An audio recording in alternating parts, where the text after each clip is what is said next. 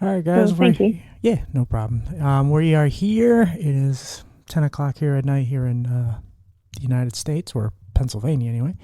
We're doing a late night podcast because we're talking to somebody way outside the country, which is always exciting because I like to get the different perspectives on how people are treated and live and so on.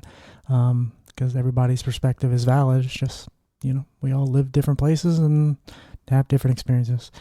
And she has her own techniques of dealing with all sort of types of things that she's been through, and wanted her to come on and share. And she's lived a hell of a life herself. So, yeah, would you like to introduce yourself? Maybe tell us a little bit about you. Sure. Hi, I'm Andy. I'm living outside of Brisbane in Australia at the moment. Pretty hot day here today, actually. It's around about 30 degrees outside, but inside it's hotter because I've turned off all the fans so that I don't interrupt too much of the sound. So if you hear any random dogs or goats, don't panic because I'm out in the countryside. And yeah, so anyway, I've written a book recently about dopamine, and it was really about how I used a number of different hacks and combined them all in the right order, or at least in the order that helped me. And I wanted to sort of share some of that because it's been so helpful for my mood, my mental health as well, and just having any kind of productivity. So it's really dragged me out of the biggest rut I had ever had in my life, which was after having long COVID and fatigue, brain fog, cognitive dysfunction and executive dysfunction and ADHD symptoms. So I went through something, and because I found something so powerful, I'd love to share it with people. Sure. So yeah, here I am. Well, and again, I mean, I can relate to this a lot of ways. I still struggle with certain cognitive things and brain fog, and brain fog is, I hate it so much. Mm. But before we kind of really delve into kind of what you did and what has helped you, I mean, I guess we should kind of take it back to beforehand and kind of some of the struggles you've dealt with earlier on in your life that kind of made you want to even Yes. find a solution. Yeah, good point. So when I was younger, I had a really bad relationship with my parents, and so I had a lot of resentment going on. I had a lot of self-esteem issues because my dad was what you would probably call a bully, and still is really. He'll never accept fault. He'll never say sorry, and basically tries to make everyone feel as miserable as he does. I probably shouldn't go too much further into it, but he and I did not get along for a long time, and I took on a lot of resentment, but also I felt very small and very shy and terrible self-worth and self-esteem. And so I struggled with that for a number of years. Then I actually was a drug user because I was really depressed as well, just thinking that I was, a piece of crap, basically. And so I was using drugs in my early 20s and, having depression and not doing very well in school. And then when I was about 26, I read Louise Hay's book called You Can Heal Your Life. Louise L. Hay is her name. That book shifted my absolute everything, my whole world, because she said things like, she reiterated that we are all equally worthy. Like every human has our own amazing ability to grow and inspire other people and learn and teach. And, we've all got our perspective, like you said. And that made me think, oh, wow, like maybe I do have worth, and maybe there are people out there that care about me. And there are, because I'm one of them, and I care about every single human's mental health because I know what it feels like to not have it. And I just know how much more rich life can be when you actually have just like an appreciation of the self and of other people and of our environment and everything. So, yeah, that was quite eye-opening. And I still struggled a bit from time to time. And then a couple of years later, I read, when I was around about age 30, I'm 45 now, I read Eckhart Tolle's book called A New Earth. Have you read that one? No, I believe I've heard of it. Yeah, so that was a whole other perspective shift for me. And he has a few other books. One of them is The Power of Now, which I think is more popular. But A New Earth just also gave me this kind of fearlessness, really, because he talks about how whatever happened in the past, it doesn't define us. It doesn't have to dictate what we do in the future. You know, we can leave behind any old personality traits that don't serve us anymore, and we can grow and we can become whatever we want to be. And also that fact that a lot of the fears that we drag with us through life never really happen. So we might as well act as if we're completely safe. Because if you think about it, no one can guarantee their own safety even for the next 3 seconds. But why dwell on the unknown? He's more about saying, well, why don't we just let go of fear? And like, really, what is there in this here now to be afraid of? Now, I'm not talking about, yes, it's scary that we have bills to pay, or, you know, yes, tomorrow, or even, you know, later in the day, there's problems and challenges to deal with. But if we have the privilege and luxury just to sit for a few minutes and just be and realize that there's no real problem to solve right now, we can just relax and experience life. And that really kind of set me free a little bit, because I thought, wait, I don't have a problem right now. Like, yes, I will have problems and challenges, and you know, there's going to be things thrown at me like we all have. But right now, I can just take a breath. Yeah. You know, I can just sit and feel what it's like to be a human, and feel my body sensations, and look around and find a color that I like to look at, or find a plant that makes me happy, you know. And that really, thankfully, I had all this before the long COVID hit me. So I had some strategies of relaxation there. Yeah, self-care to me that's something I've really focused a lot on the past year, just self-care, because I think we spend so much time trying to make other people happy. We spend so much time giving other people chances and breaks, and we never give ourselves a chance. We always kind of focus on all our faults and all the times we screwed up, and we never just go, hey, man, like, you've been through a lot. Like, you can take a day off. Like, you're okay. Yeah.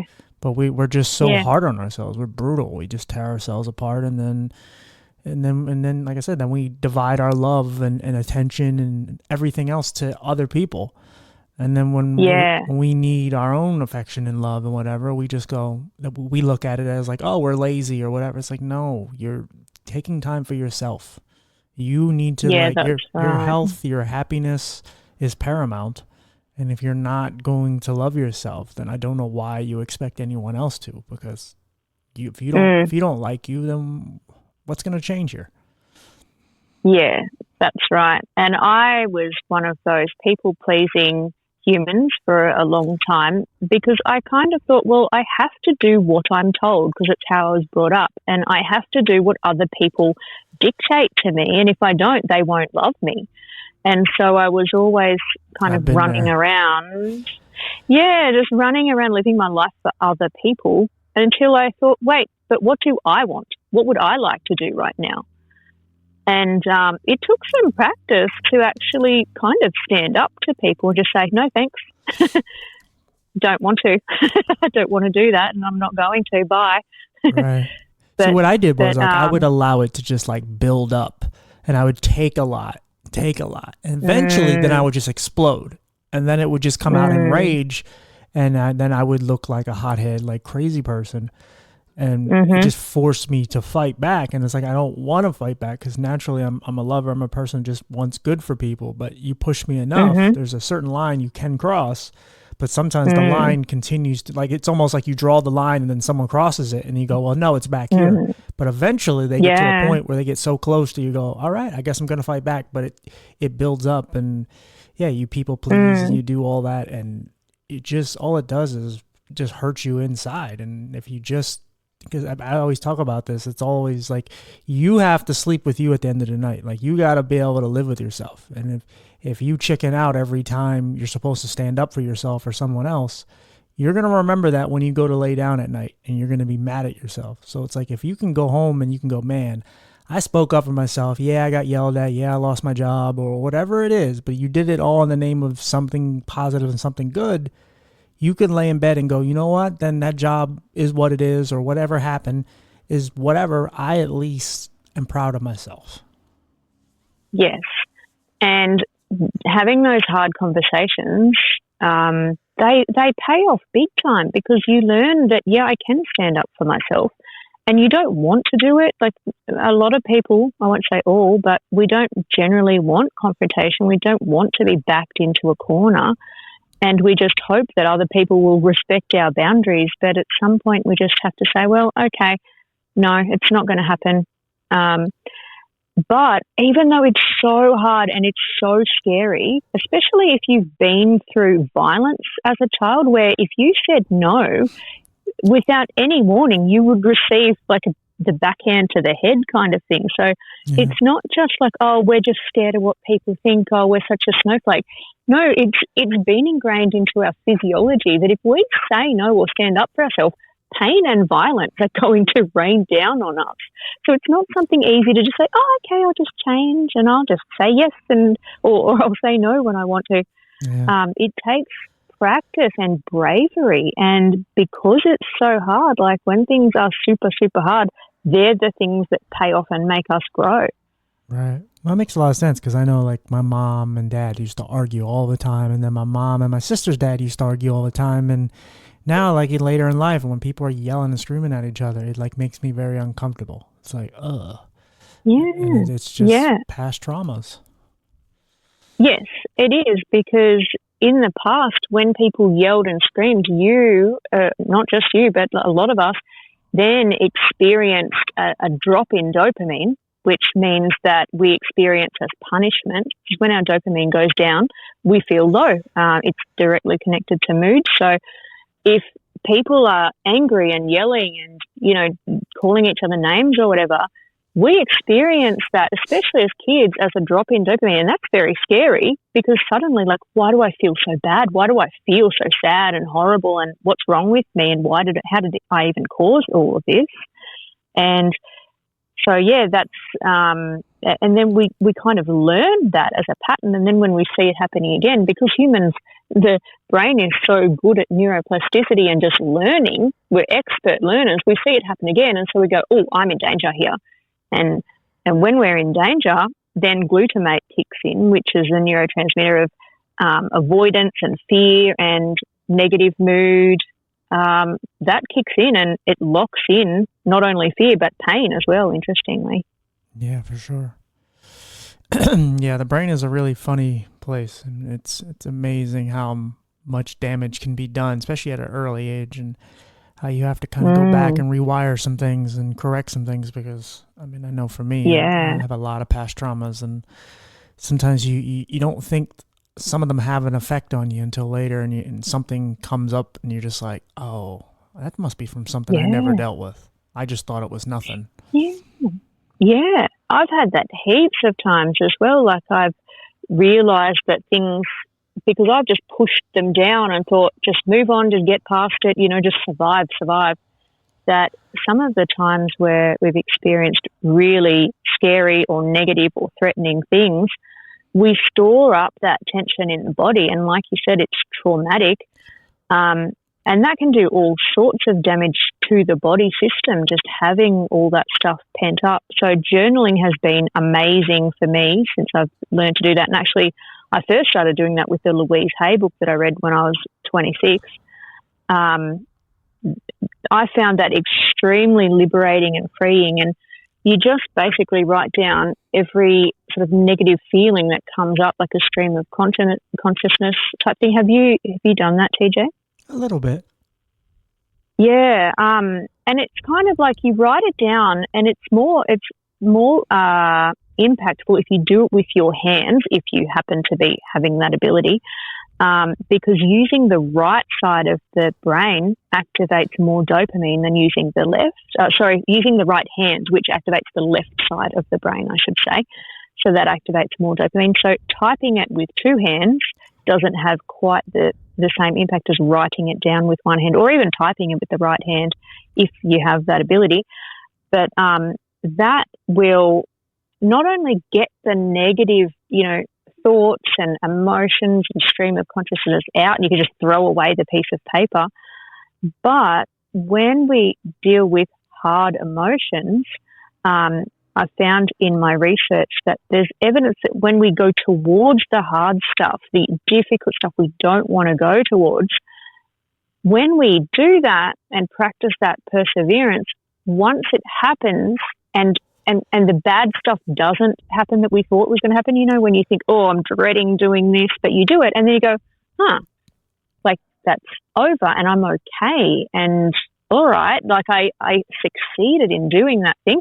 Then you get a dopamine rise because we expected something so, it was going to really crush our soul, but we did it and it feels so freeing. And then because the dopamine rises, then we get a mood rise and we can just throw away all that stuff and then I guess wait till next time because some stuff will come up again, but some won't. Sometimes it's gone. It's like, oh yeah, I've dealt with that thing now. And in my life, I've had to go back through so many times and just re-deal with stuff that like you said, you don't realize it impacts you because you just sort of rush past it. And you're like, oh, actually, no, I'm still traumatized. I'm still triggered by this. Yeah, no, for real. I mean, that's that extra feeling when it's almost like when something bad is about to happen or you feel it's going to happen and then it doesn't and you get that relief feeling where you're like, oh man, it's like such a great feeling and it's like a high that it's hard to ever chase because especially if you struggle with mental health because you're constantly at war with yourself and you're constantly trying to just get to you're not even trying to even get to that feeling. You're just trying to feel relaxed enough so that you just stop worrying about whatever it is that's on your mind. But that feeling is so good because it's like at that point you feel like you can do anything and it's like you just want to keep that, but it's so hard to maintain it. Yeah, well, but you can do anything. And I mean, that proves it, that you've gone through that, you've faced it. And that relief is actually proven to be rewarding. Like in the brain, it hits the reward centers. So relief itself gives us some dopamine. So even though we don't want to do all that hard stuff, every time we do that hard stuff, it actually benefits us. We grow, we get better at doing the hard stuff. And so there's actually a lot of people think worst case scenario all the time. And I've been doing that for most of my life. Mm-hmm. But the reason that we think worst case scenario is because then when it doesn't happen, we get a dopamine rise because, like you said, we get that relief. We think, oh no, this is going to happen, it's going to be terrible. Oh, hang on, it didn't happen, great. But that little bit of relief is a reward, which means we're likely to repeat the first behaviour. So that means that we're always going to keep doing worst case scenarios for the relief. And so we can accidentally become really pessimistic just because we're sort of waiting for that little hit of relief at the end. Yeah. No. Yeah. That makes a lot of sense. But optimism is something I'm really big on now because I know that it's very easy to find things to be pessimistic about. And yes, there are problems, there are struggles, there are horrific things going on all of the time. But if we also look to balance that with what good things are going on, for me personally, I have met some amazing people, some people who are inspiring and caring and just huge-hearted people. They're out there. They're everywhere. You're one of them, TJ. And those people who care deeply about other humans and themselves, they are putting good stuff into the world every freaking day. And I see those people and I thank those people because they are lifting other people up, and I want to be like them. I want to have optimism. I want to find the good in the world that's out there, and I want to bring more of it. And don't worry, I know it feels like there's not many of them out there, but they're out there. I've met thousands of them, and hopefully I'll meet even more. Right. No, I'll tell you one thing has helped me deal with some of my stress and worries is I use certain situations in my life and I compare them to similar situations because, like, if, for instance, like I told you about the disease I had when I was a kid, if I compared everything to that, everything's going to be like a 3 at best. But there are other health ailments that I've had, or just like, for instance, I just lost my job recently, got laid off. And 2 years prior to that, I got fired from a job. Now I could compare those situations because, you know, at the end result is the same. But the difference is where I can say, hey, there was progress made, because when I lost my job, I got fired from a job that I didn't deserve to lose, but it was humiliating, but it was a job that I hated. It was basically taken from me for a good reason. All the stress went out of me, but I felt lost. I was like, who's going to hire me? I have a disability. No one's going to want me. Well, with this job, I got laid off. It wasn't humiliating, and we still have a relationship. It's just this times and political stuff and whatever else. But I'm like, I'm still fine. Financially, I'm good. I'm going to find another job. I already have someone who's interested in me anyway. But even before that happened, it was like, okay, well, you can't say that no one will hire you because you thought no one would hire you the first time you got a job. You got fired and you said, hey, you won't get another job. You did. So are you just going to keep doing this every time? It's like, no. You compare it to a situation that was a little worse, very comparable, very similar. And it's like, all right, I can talk my way through this one because, you know, again, if I compare it to, and then to bring it all back around is then you can compare it to the worst things in your life. You can compare it to the times when you nearly died. You can compare it to times where you tried to end your life or you went through abuse and things, because then it's like, oh, this doesn't even compare. It's not even close. But you want to start it off easy by comparing to something very similar. And then it's like, all right, now, is this even in the top 10 worst things you've been through? And if the answer is no, then it's like, why are we worrying? I'm not saying it's not problematic at all. Of course, you want to be able to financially take care of yourself. But can you do it? Do you have savings? And it's just, you become more reasonable and you're able to speak through it and not stress and worry like you normally would have if you didn't have the lack of experience and knowledge that you had previously. Yeah, you had proved to yourself, I'm capable of getting employment, and the worst case scenario is probably not going to happen. So you took steps and moved forward to find more employment.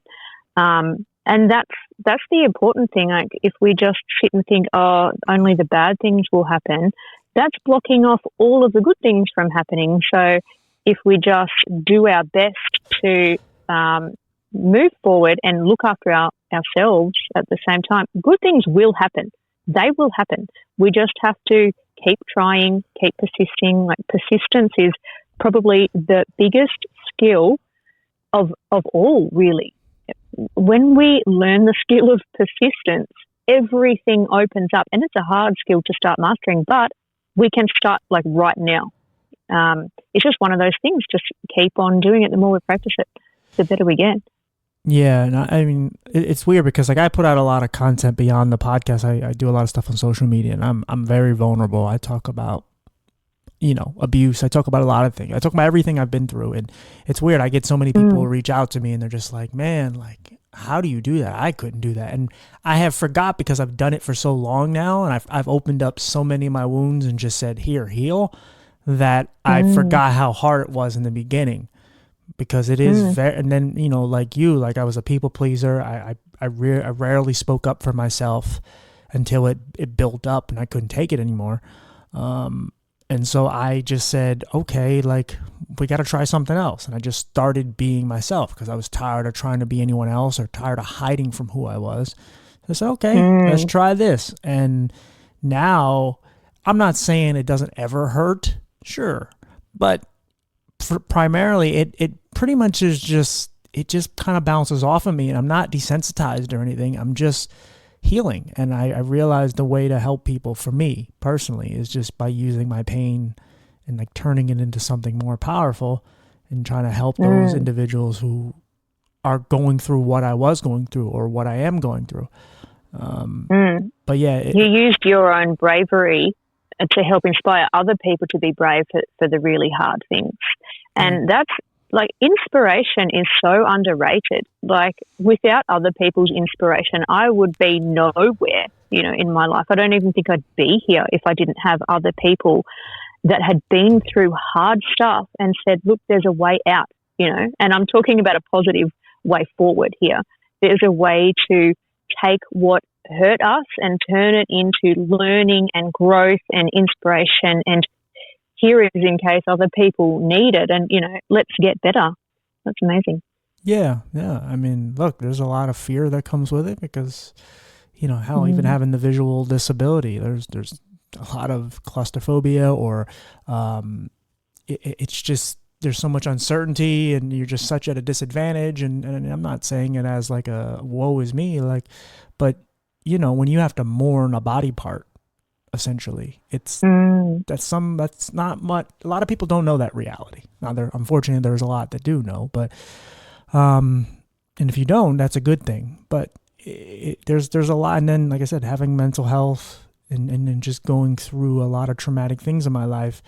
You don't go through a molestation, you don't go through a lot of bullying and torture, and then just come out of it and just be like, yeah, life's going to be wonderful. You have to fight through a lot because you got to go through phases like, hey, was all that my fault? Why did the bad things happen to me? Does God hate me? And so on and so on. And am I broken? Am I cursed? And all these things. And you gotta, like, again, the biggest war is usually with yourself, because in order for me to be here and want to be here without, wanting to check out, I've had to put in so much time and effort on myself. It's a 24-hour job. Even when I'm sleeping, I feel like I'm always fighting something, even in my dreams.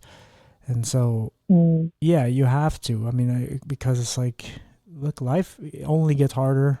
And I feel like it's gotten harder just generationally, because it's like, a lot of what kids are dealing with in schools and things that I didn't have to deal with.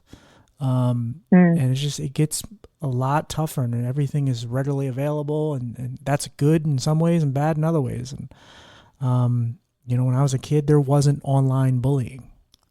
Now there is. And I wasn't far removed from that, but I made it through that unscathed. And now kids are just, they can't escape their nightmare, their horror. And it's really hard when you have a lot of voices in your head from past conversations with others who will tell you you're no good, you're ugly, you're all these things. And then eventually you just regurgitate it. You just put it on repeat. Now, the only benefit for me that helped me with that currently is the fact now that when people say things about me, it really doesn't have any effect, because it's like, whatever you can say to me, I've said to myself 10 times worse, way more aggressive, way louder, and so on. So I've learned to deflect and fight off and again, I don't get a lot of negativity and hate anymore, but regardless, it's like now when people even have a minor gripe, it's like, it doesn't really affect me much anymore, because I know that I can say something way worse to myself. So, but I'm, and again, and then just on the flip side of that is like, I've done a lot of work, and I've really worked on myself. So I'm not as hard on myself as I used to, but like I said earlier, like it is really hard, because there's things I'm trying to work on, and I'm trying to tell myself that I can have it and I can do it, but without the results, it makes it really hard. But you have put in a lot of work, not only on yourself, but on your podcast and talking to people, exploring ideas, opening your mind and your horizons. And so you've earned all of that growth. And also other people can now learn from all that as well.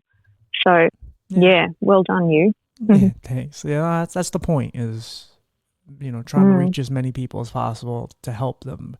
And like my grandmother, my mom, they get it, but they don't get it, especially my grandma, because she's 92. So her generation, they didn't talk about stuff like mental health. You kind of keep it to yourself. And so when she sees me like posting personal stuff about myself, she just thinks like, in her comparative is like somebody would be online just saying, hey, look what I'm eating, or look who I'm dating. For me, it's nothing like that. Like, the one thing that I keep personal is my dating life. But everything else is kind of open. I'm just like, yes, this is what I've been through. And it may be a little unsettling, but I know there are people who go through this and are afraid to even speak up about it. So here we go. I remember in being bullied, when someone had an opinion of me that was negative, I didn't know how to say, well, that's your opinion and you're wrong. I'm actually great. I didn't ever say that to anyone. Or just something like, well, if you don't like it, leave, bye. That's what I would say now. But I was brought up to just, to be told, here's your opinion, have it, instead of I wasn't even able to have my own thoughts or opinions. It didn't matter. I wasn't relevant. So I thought what anyone told me was true. So if someone came up and told me, oh, you're a piece of crap, I just believed it instead of saying, no, you're wrong, actually. Off you go. But, if you don't have those skills, where are you going to get those skills? It takes often someone else to show us, no, you can have your own opinion of yourself and it can be a good opinion. Like now I consider myself a good person, and I'm not saying better than anybody else person. I'm just saying I'm not a bad person so therefore I just default to a good person. And I think if you're not out there harming anyone or trying to harm anyone, you're a good person. I don't see any fault in you. If you're living your life and doing the best you can, I'm all for you and I wish you every single happiness. But I didn't know how to have that as a child because I just believed what other people said. Yeah. Oh, yeah. No, you get lost in other people's realities. And and they're not even true. They're just full of crap. Right. No, and then there's a lot of, as they say, hurt people. There's a lot of people that are damaged and hurting inside, or they just didn't have a good upbringing or what have you.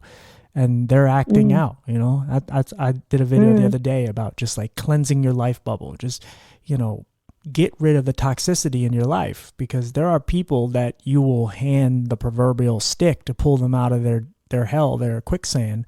And instead of reaching for it and saying, hey, here I come, they drag you down with them. And then they'll look you in the eye and say, hey, at least we're together. And now you're stuck. And the people that would have pulled you out for when you were down there, you probably wouldn't grab it because you're like, I don't know, you're not so-and-so. And it's like, no, man, like you have to protect yourself at all costs. And you have to, remember, like not every, there's a lot that you can, most of the fixing and the healing that you're going to do it's all you. Like you can't wait for someone to come save you. And absolutely. Yeah. And there's probably people in your life that are polluting your bubble because you haven't looked at them enough. And a lot of times when we're hurt and we're feeling damaged and all these things, we allow anything in because we feel so low and we lower our expectations and we just say whatever. We deserve these things because we suck in some way, shape, or form. Well, when people put someone else down, they actually get a dopamine hit from that because they get to feel, if they can push me down, they get to feel higher and more important, and more superior in whatever way. And so just that mental superiority gives them a little dopamine hit. But at what cost? You're taking that away from somebody else. And unfortunately, like you said, the hurt people are the ones that hurt more people. That's just how they know how to get their dopamine. They don't know how to go get healthy dopamine by doing challenging and hard things and then moving forward with personal growth. So all they do is just take it from others, unfortunately. Yeah, for sure. Yeah, that's, there was a point where I was off the rails and I was hurting so bad that it was just like, sure, I guess this is the way you show love. You just bully other people or you say things about others and then you just feel awful about yourself and you're continuing the cycle. It doesn't feel good. Yeah. So can you talk about your COVID experience? Yeah. So I was going through like a hard patch at COVID. I mean, everybody was because the world was in turmoil and we had lockdowns here. We had some fairly strict lockdowns. And my business closed down because it had to because we weren't even allowed to go anywhere. So I had no business and I was stuck at home and I had really early on COVID. Well, not that early, but I had March 2020 COVID. So that was that alpha strain that was the early one going around. Sure.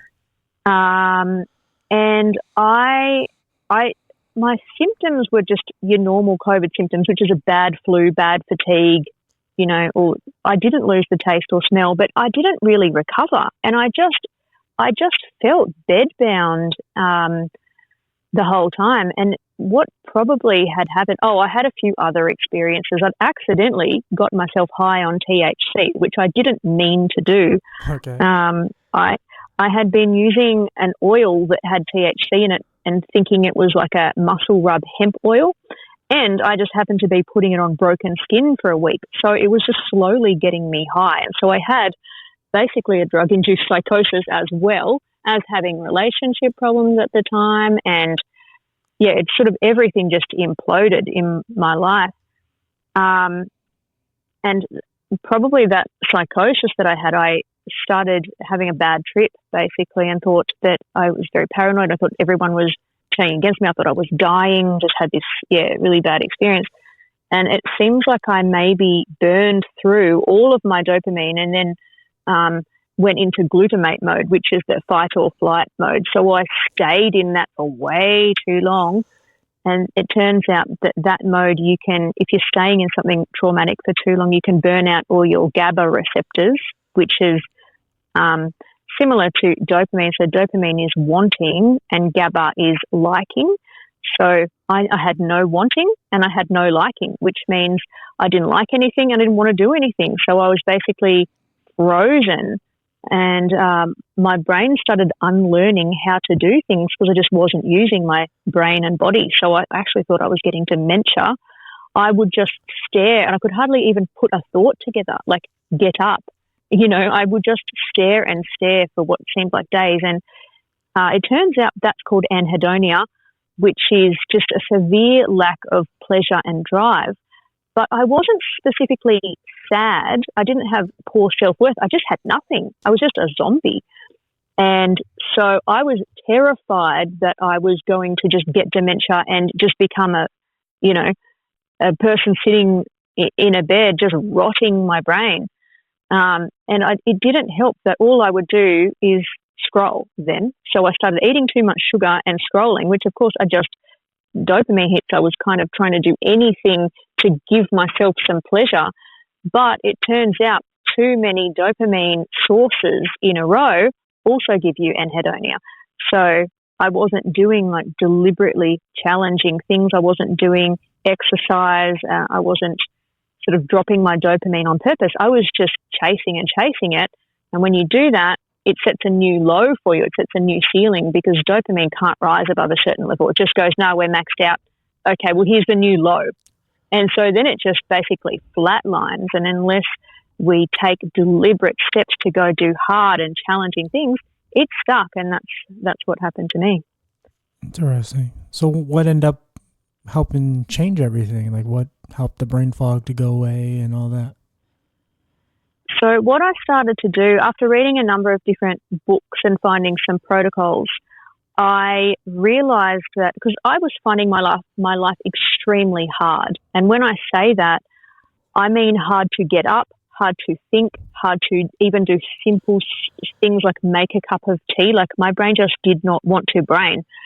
So I, even having hygiene, I was struggling to do hygiene practices because I just couldn't. It's not that I didn't want to. Honestly, you could have given me $1 million. I was like, I can't.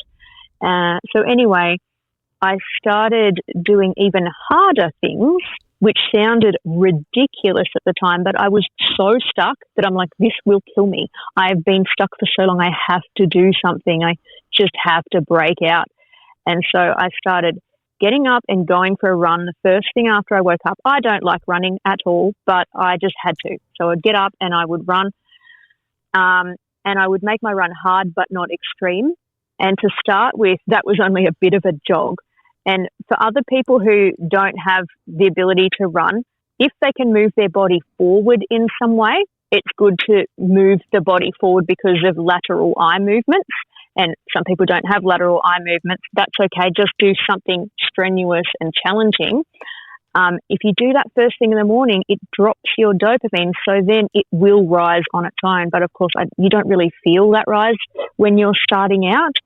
it does not feel like it's happening. It's kind of like building muscle. It takes a lot of reps before you see those results. But so my protocol was basically run hard, even if it's a short run, doesn't matter. And I was doing it in intervals, so a bit of a run, a bit of a walk, a bit of a jog, just sort of mix it up. And then I would have a cold shower. Hated it. It felt bad. It was no fun at all. If necessary, I then have warm water afterwards, but I'll try and just have the cold. Again, pushing the dopamine down. And then I would do writing or journaling after that. And what ended up happening was I would force myself to sit and write for 2 hours. Now, that's extreme. Most people, when I sort of suggested, if you want to try a protocol, just do 5 or 10 minutes of writing or journaling. But mine turned into the book because I started to find out, wait, this is working. I can organize things. Like I can actually get up and I can do stuff, even though I don't want to. I can tell you every single morning I did not want to go running and I did not want to have a cold shower, but I just knew that, look, if this is going to save my brain from rotting, then I just have to do it, or it's do or die, basically. Wow. So you didn't take any supplements or anything, just essentially force yourself to do things you didn't want. I tried supplements and most of them didn't work. I had a lot of ADHD symptoms and I did try ADHD meds, and although they did actually help, but I didn't want to become reliant on it. And it was just a temporary thing, which I would then just crash again afterwards. And I wanted to be able to get my dopamine on track naturally instead of risking tolerance, when things work less and less and less, because you're just not allowing your own natural dopamine to do it. And then you start, hitting that ceiling again where you can't push any higher because your dopamine's already so high. But most supplements, apart from the meds, everything else would just very temporary. It would work for a couple of days and then stop working, because generally the novelty of something, because novelty releases a lot of dopamine, and I was very low in dopamine. So the novelty would work for a bit and then stop. So I had very quick tolerance to things. And I wanted the supplements to work. I spent way too much of my small amount of savings just praying and hoping the supplements would help me, but nothing helped like doing the hard stuff. It was like the things that got me out of it were free, completely free, apart from the water. Yeah, and some black coffee. So pretty inexpensive when you weigh up what supplements cost. Yeah. Oh, yeah. I don't know. I couldn't tell you how many supplements I went through trying all these different brain powering supplements, and it's just, you end up wasting your time, wasting your money. Yep. Agreed. I know I've spent God knows how much money on just things that I thought would work. And you watch so many videos and say, oh yeah, for the 30 days I took this and this is what happens. And you get a small little tinge of something. You're like, oh, okay, I feel something. But it's like, it took 2 months to even feel that. It's like, nah, this doesn't work. It's just a ripoff. Yeah. Honestly, I must have tried over 100 different things, whether it be natural or in a packet or in a pill or whatever. Yeah. And nothing worked as quickly as just doing deliberate hard stuff, stacking it in the morning and forcing myself to do it.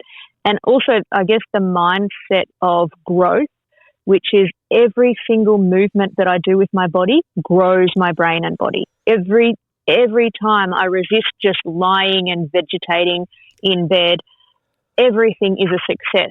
Even if I move like my hand 1 inch closer to the side of the bed, that is movement. It's a start. It's success. Just build on it and just keep going. And that mindset of perseverance and challenge and grit it was absolutely necessary to have. And thank goodness that I found that. It wasn't me. All of these things I learned from other people. So thank you very much to all of the other people who've been through stuff and told other people.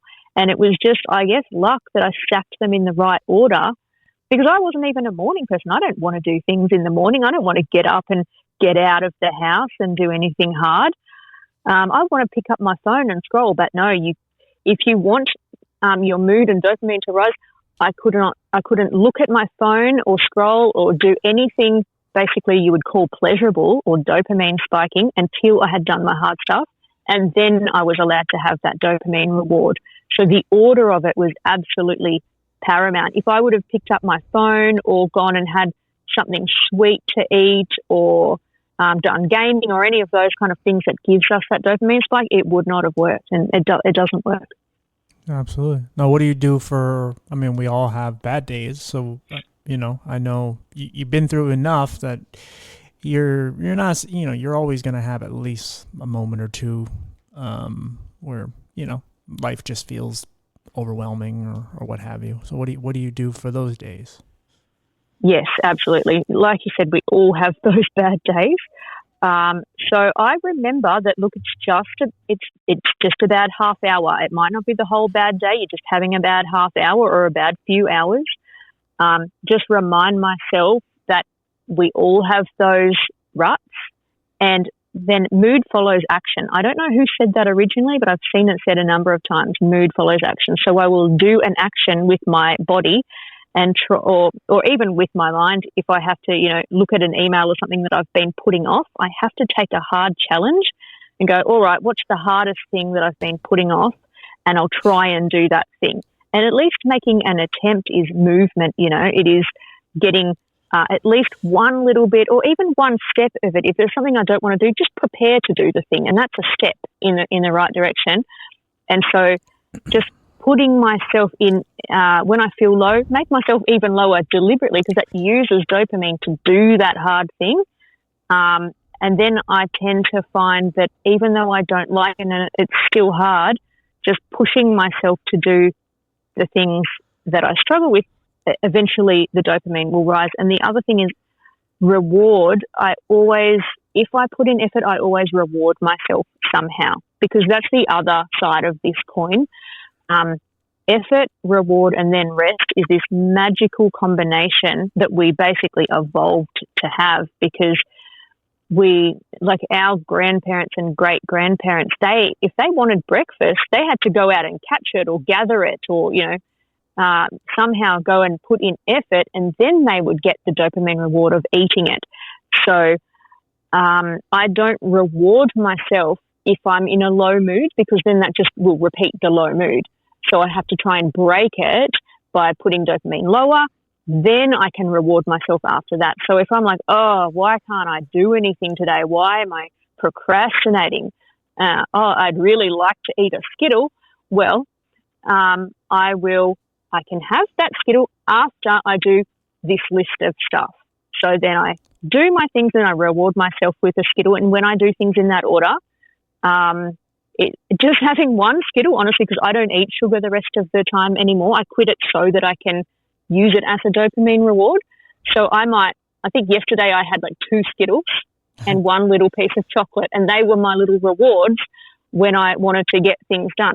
But today here in Australia, it's a Sunday, so it's basically my day off on a Sunday. I play, I rest, I do my self-care on my Sunday. I don't force myself to do anything that I don't want to do, unless it's something, urgent. I still have to have a shower. And this morning I walked instead of ran, because, I'm lucky enough to have that ability. But, if people aren't there, sometimes if it's like really, really raining, I will do some other kind of weights or push-ups or squats or whatever I happen to have the ability to do, just to put myself in that dopamine deficit. Like, it's a dopamine detox, basically. But the other side of dopamine detox is the effort. So some people will just detox. So go, okay, no screens, no sugar, no coffee. I still have coffee personally. But they forget the effort side of it that strengthens the motor cortex, where we actually move our body and do something effortful and then reward. So there's 3 bits to that to make it work optimally. I think it's also key, and I love what you said, but I think also a key is to constantly remember progress too, because I think we lose sight of that when we're still struggling and still going through one of these tough days, and we forget that there were days at some point that you didn't want to even drink coffee, or you didn't want to shower, you didn't want to, brush your teeth or eat at all or anything like that. And we forget that that's progress because we're so used to just comparing ourselves to everyone else. And like, well, everybody eats, everybody showers, like, duh. But it's like you forget your old self. You forget where you once were because it was so long ago. And it's like, that's why I constantly try to remind myself, because I never want to feel like I'm ever that far removed from the darkest days of my life. Even if it's been years, I don't want to ever I never want to, forget it, because I need it to humble me and make me realize that there's a lot of work that went into this for me to even still be here. That's a really good point. And because now that we've been through those dark days and we've been to rock bottom a couple of times, more than a few, we have that gratitude that at least we're not there. At least we know that we can back ourselves to pull ourselves, scramble ourselves out of that dark place. I think I have a lot of gratitude for being able to come out of there, and thank you to everyone who helped me out of there, because I can't take any credit for a lot of the times. But again, I can take credit for a lot of the times because I was the one who said, I'm worth getting out of this. So if anyone's listening to your podcast and doesn't know how to get out of it, they are worth it. You are worth getting out of there, and you can get out of there, and we're all here to back you, and we want the best for you. Absolutely. Where can they find your book? And what's it called, obviously? It's Dopamine Mountain, and you can find it at dopaminemountain.com. I did also write another smaller mini version of it for people with depression and anhedonia called Anhedonia Wastelands. And so that's just a compacted little version that's a lot quicker to get through, so that, you don't want to sit there and read a whole book. You just need action now. And here it is for those people. And also, if people want it for free, I've always got some way for you to find it for free. So you can email me and have it for free, because I'd much rather you have it, and maybe it helps you in some way, than me just make a few dollars. So if they want to email me, my email's on the site, they can, and I'll send them a free copy. That's awesome. Well, I really appreciate you coming on, and I hope we can keep in touch. I'd love to keep supporting you for however. Yeah, I would love that as well. Thank you for everything you do, and for how you've just shown people how awesome that they can actually be. And yeah, I really appreciate what you're doing as well. Awesome. And you have a wonderful last name, because we have the same one. We have the same last name. We might be related, although I guess all humans are related if you go back far enough, aren't we? We're all one family. Yeah. But I think my family name is from Germany. Mine's from Germany as well. There you go. I know my grandma's German. Oh, right. Yeah. I think ours is a fair way back, many generations. I'm sure. But yeah, no. But yeah, like I said, I really appreciate what you're doing, and love that you're trying to help people. And like I said, definitely keep in touch. If there's anything you need, or you need a friend or something on a tough day, please reach out. Oh, thanks, TJ, and same to you. I really appreciate you, and it's been really, really cool talking to you. Awesome. We'll do it again, whether it's a podcast or just in general, just talking. We'll definitely do it again. Love to. All right. I'll talk to you soon. Thank you. Yep. See ya. See ya. All right, guys, we're leaving Australia and we're headed to bed. Yes, sir, because it's almost 11 o'clock, or is it 11 o'clock? Nope, 10:56. Not yet. Bullet, he's already napping here, laying next to my leg on the couch here. So let's wrap this up, guys. I know you're probably not listening at this time, but if you want to add to the, I don't even know, my brain fog's kicking in. I don't even know what I was going to say. But yeah, if you want to keep it, you want to make it realistic, well, you can do it right before you go to bed. Like, oh man, that podcast was great. Oh, I'm tired. I'm going to go to bed. Anyway, I'm being silly now. All right, guys. I love you all. Appreciate you very much. And hope to see you all next week. All right, guys. Bye.